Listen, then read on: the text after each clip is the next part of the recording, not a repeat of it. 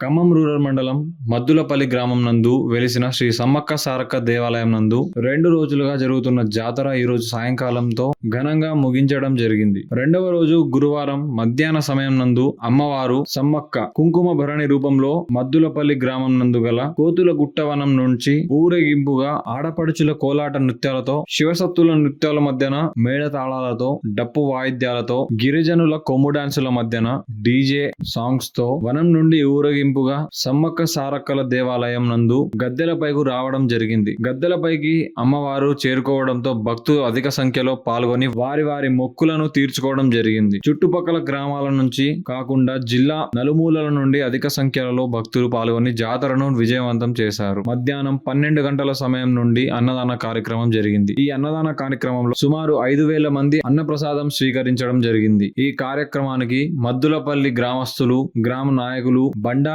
కుల చౌదరానులు ఎంతో సహాయ సహకారాలు అందించడం జరిగింది. ఈ జాతర ఇంత విజయం కావడానికి ముఖ్య కారకులు శ్రీను స్వామి చౌదరి, వెంకి స్వామి చౌదరి, సాయి ఉప్పి స్వామి చౌదరి, త్రిపుర స్వామి చౌదరి మొదలగు వారు కలరు. జాతర విజయవంతం కావడంతో ఆలయ పూజారి సైదులు స్వామి ఎంతో సంతోషంతో తన ఆనందం వ్యక్తపరిచారు. ఇప్పటికి కూడా ఈ ఖమ్మం జిల్లాలో ఉన్న శివస్థానం వేలే వాళ్ళందరూ కూడా ఈ సీనమ్మ చెప్పే మాట, ఈ పద్ధతి, ఈ మంచి చెడందరూ కూడా మీరందరూ కూడా ఆలోచించాలి.